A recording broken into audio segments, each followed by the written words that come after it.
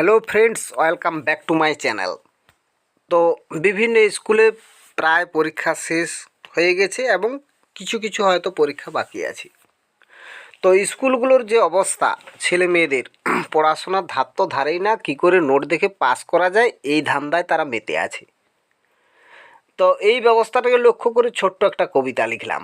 বান্ধবী সরস্বতী, তোমার সাথে দেখা করার সময় তো আর হলো না, রাগ করেছ বুঝি? আসলে জানো তো বান্ধবী সময় পায়নি। আসলে কয়েকটা দিন বান্ধবী দুর্গাকে নিয়ে কাটালাম, তারপরে লক্ষ্মী বান্ধবীরকে নিয়ে কাটালাম, দেখতে দেখতে কালী বান্ধবীর কথা মনে পড়ে গেল, তার সাথেও কাটালাম। তারপর টিউশন মাস্টার একদিন ধমক দিয়ে বলল, সারা বছর বাড়িতেই করছিলে কি?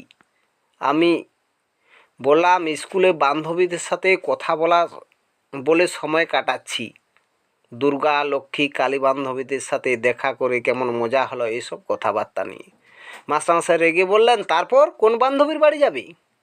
কেন, সরস্বতীর কাছে দেখা করতে যে বাকি আছে। যদি কিছু নোট টোট দেয় আর সেগুলো পড়ে গেলে পকেটস্থ করে নিয়ে গিয়ে লিখে দেবো। আর